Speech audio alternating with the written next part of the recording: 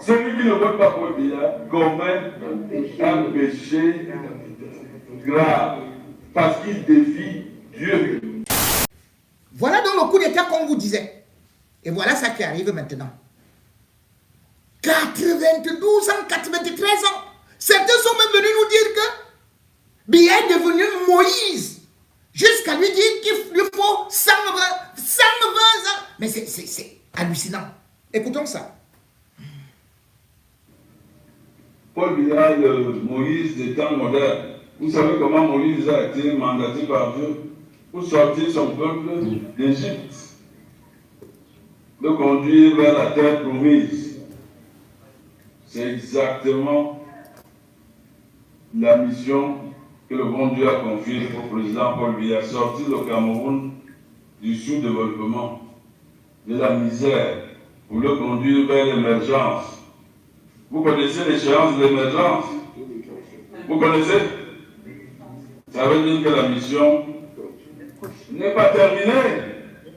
Hein? La mission n'est pas terminée. Vous savez combien d'années C'est Moïse qui dit ça. Et suivez. A régné sur le peuple d'Israël. Moïse s'est retiré à l'âge de 120 ans. Parce que c'est à cet âge-là que Dieu a choisi Josué pour le remplacer. Donc le compte n'est pas encore. Nous continuons parce que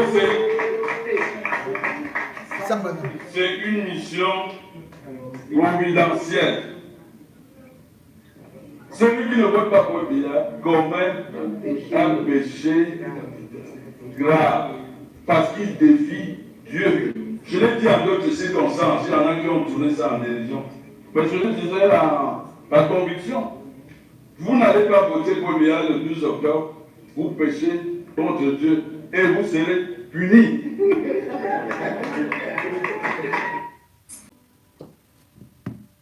La campagne a échoué. Et c'est encore beaucoup difficile parce que Paul Biya, comme je vous le disais, n'est plus qu'un légume. Il n'a plus de force. Hein? Il dit quoi? Vous connaissez ça, non? Il dit quoi? Hein? Il y a quoi? Est-ce qu'il y a des gens importants? Donc je ne suis pas important.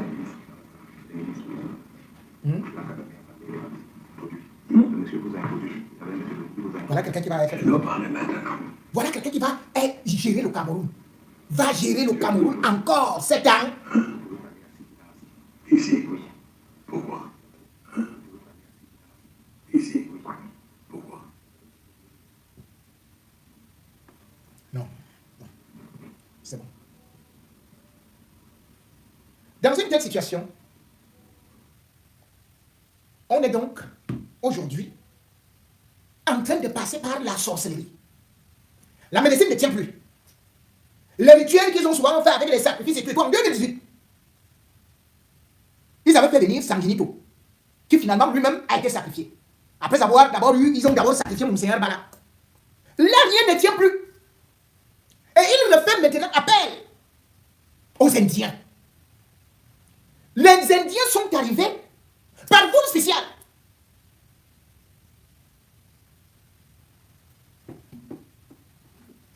« 26 au total. » On dit qu'on peut lui avoir déjà les fantômes.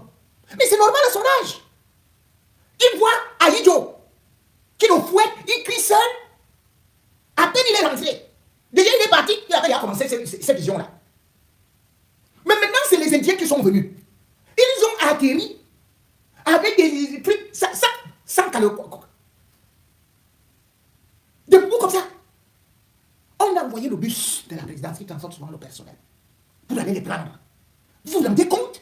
Des gens pieds nus, comme s'ils sortaient de bus avec des ongles comme ça. Voilà juste pour on est ridicule. Ils ont fait un tour au palais, puis ils sont repartis, on est reparti avec eux à la maison des hôtes. La maison des hôtes, c'est vers le Mont Fédéral, c'est Aïdjo qui avait construit ça. C'est dans cette maison-là que Brenda vous a dit un jour qu'elle a trouvé une femme assise sur son lit. C'est dans cette maison qu'on dit que Aïdjo et d'autres esprits que Biya a eu à sacrifier apparaissent souvent. Les Indiens sont donc là-bas. Les sacrifices, on ne sait pas ce qu'ils sont en train de faire actuellement. Donc même les bébés, on va arrêter avant la campagne là. Parce que pour qu'ils tiennent là, pour qu'ils se relèvent là, on va garder vos... J'ai dit vos enfants, il faut les surveiller parce qu'ils seront enlevés. Pour que les petits doigts là, ils croquent, ils mangent, machin et tout ça, les cœurs et tout ça. Les Indiens sont là-bas. Les Américains sont là-bas aussi.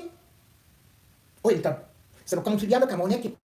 Alors que Paul Biya ne travaille plus. On attend tout simplement parce que les autres savent que dès qu'ils passent là, eh bien, ils sont contents. Les autres, ils ne veulent même pas que l'élection ait lieu. Parce que pourquoi actuellement ils ne veulent pas l'élection? Parce que l'arrivée de Chiroma a fait déjouer tous les plans. Et ils savaient que ça doit se faire après l'élection. Mais avec l'arrivée de Chiroma, qui monte en flèche, donc on a d'abord eu à tromper Biya avec des faux sondages. Que non, la situation était sous contrôle, ainsi de suite. Mais maintenant, ils se rendent compte que aucune situation n'est sous contrôle. Il faut donc passer par la force. Donc il faut voler l'élection. Et c'est ça qu'il va dire que niet, ça ne va pas se passer. Et c'est pour cela qu'il a appelé dès le départ la population que c'est vous qui me protégez, c'est vous qui protégez votre vote. En ce temps, bien évidemment, puisque chacun a beaucoup volé, chacun sait qu'il risque d'être sacrifié parce que ce sera ça. La campagne a échoué. Et pourtant, ils ont signé des plaies d'argent. Oh, on va faire ceci, on va faire cela, on va remonter ceci. C'était pour profiter de cette campagne-là, pour voler. Donc, sur le plan mystique, Biya a vu que c'était sa femme. Donc, il ne fait que forcer là. Regardez quand Issa Chiroma se déplace. Hein. Tantôt, c'est les pigeons, les oiseaux. Que ce soit à l'extrême nord ou à Yaoundé. Vous avez déjà vu ça? Même les Lamido qui le soutiennent souvent. D'ailleurs, regardez, même ces ministres-là, les Ousmane, ils sont cachés. Hein. On ne les voit pas. Hein. On ne les voit pas. Nous sommes à combien de jours de la présidentielle? Qui peut entrer là-bas au Grand Nord? Et vous voyez, Issa Chiroma, qui part. Là, Biya ne peut pas aller à Bamenda. Puis, Limbe. Puis, Douala. Comment Biya va gagner? Comment Biya va gagner? Et bien plus, il a réussi quelque chose pendant que on voulait absolument nous faire croire que c'est Beno Bouba qui est le meilleur choix, qui a la meilleure coalition. Même actuellement, les imams sont en train de s'incliner. L'église avait déjà annoncé. Les évêques avaient déjà annoncé.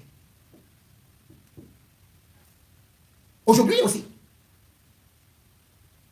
vous allez voir que le vent est en train de tourner. Le vent du changement est en train d'arriver. La seule chose qui reste au régime Biya, c'est de voler. Écoutez ces prédictions. Et surtout, cet appel à prendre des décisions pour que, bel et bien, l'élection, ou plutôt le commandement revienne au Grand Nord. Entre-temps, je ne sais pas, les Indiens là, je ne sais même pas là où ils sont venus avec tous leurs remèdes là, ils avaient des gros sacs. Eux, vraiment, Biya, c'est quand même quelque chose. Hein. Ils avaient des gros sacs. Et c'est bien fait. Biya qui était Moïse. Oh, où sont les Indiens là? Il faut que je vous retrouve. Bon, enfin, je ne vais même pas prendre les Indiens. Je vais juste prendre maintenant parole aux imams. Oui, je crois que c'est quelque part ici. Oui. Oh, c'est bon. Je crois que j'ai retrouvé. Ah. Où sont les gens qu'on a arrêtés? Il faut qu'on me le dise. Bon, en tout cas, mesdames et messieurs, écoutez aussi la prise de position de ceux qui pourtant longtemps ont été payés par la Tanganji pour prendre des fausses positions, soi-disant qu'ils vont chasser le diable. Maintenant, le diable a tout dit. Le diable a tout dit.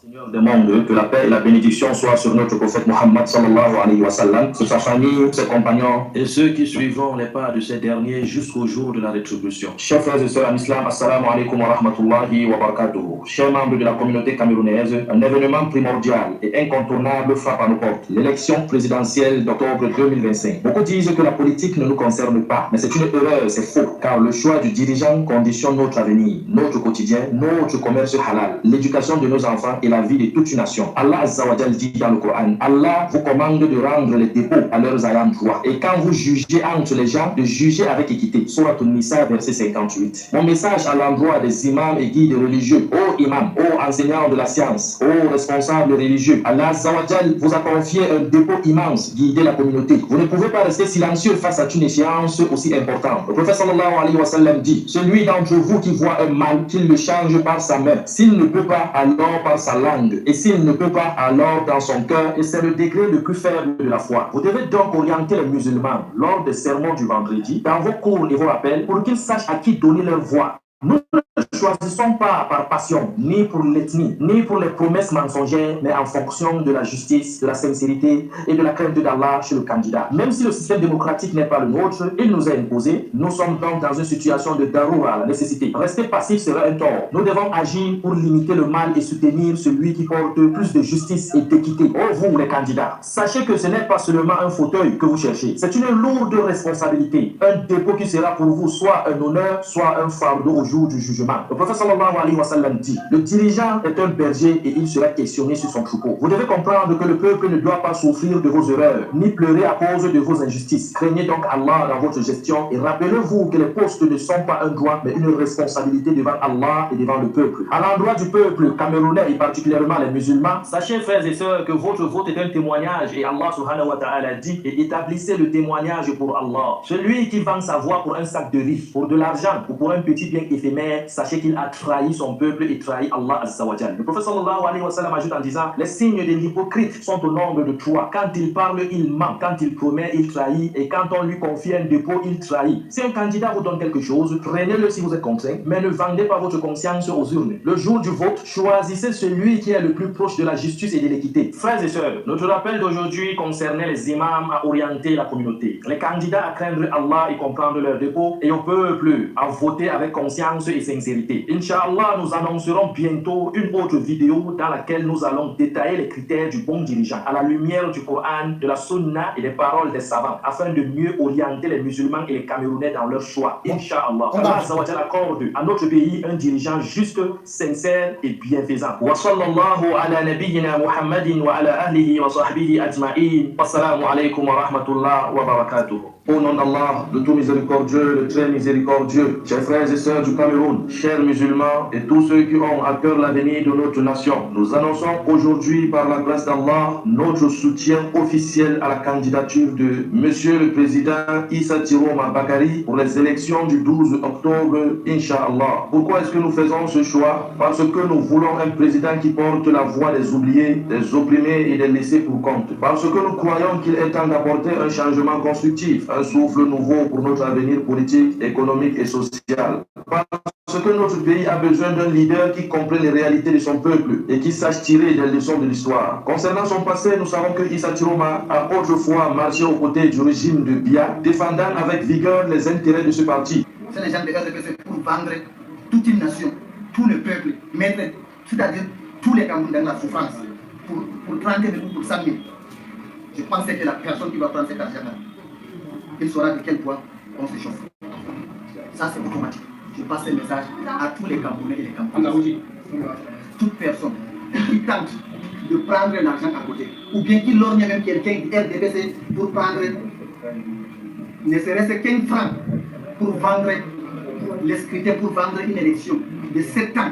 Les gens qui ont géré pendant 43 ans sans résultat. La personne là sera vraiment dans un danger qui ne dit pas son nom. Là, je le dis et j'informe à tous les monde. Je dis ça et je le remercie. Bon. YouTube, c'est presque bloqué là, ça dérange parce que les gens n'ont pas beaucoup liké, c'est compliqué. Et d'ailleurs, je serai obligé d'abréger le direct tout en disant que, eh bien, le Cameroun traverse une période très très compliquée et que, aujourd'hui, ceux qui parlaient d'espérance pour sauver le Cameroun, c'est plutôt les Camerounais qui ont maintenant l'espérance qu'ils pourront dégager. Si les imams demandent donc un soutien à Issa Tiroma, pendant ce temps, vous allez voir que Nabil Boumoundoya, celui qui est le sultan des Bamoun, lui, il est parti à la Mecque avec des déclarations contre les femelles, a dit qu'ils doivent finir leur vie en enfer. C'est ce qu'il a dit à la Mecque. Mais il rentre, il commence d'abord à soutenir le RDPC. Et il ne part où à Massangam. Dans un village où il n'y a pas de route pour aller rencontrer un féman qu'on appelle Kosovo. Un féman qu'on appelle Kosovo. Ce Kosovo-là vole avec un Congolais. Et ils font des coups à Dubaï. Et ils reviennent souvent en disant qu'ils vendent de l'or, qu'ils vendent le diamant, alors que c'est des grands faussaires. Et vous vous rendez compte que Nabil, qui s'est dit, oh, je crains, Allah va faire ceci et cela. Voilà l'argent du sang. Un type qui va construire les routes, qui va construire ceci et cela, qui va donner de l'eau, il prend cet argent où? Il a une industrie, il a quoi? Une honte. Et il soutient le RDPC. Il soutient le RDPC. Il marche avec des femmes. Et ils font ça avec des Kenyans, il fait ça avec des Kenyans. Kosovo. Voilà l'ami intime du roi des Bamous. Puisque je vous ai dit que ça tourne, ça grésille et ça dérange au niveau de YouTube. Mesdames et messieurs, merci de m'avoir écouté aujourd'hui. Et on se dit, certainement, pas jeudi, peut-être même avant jeudi, ou s'il y a des nouvelles, on peut toujours faire quelque chose.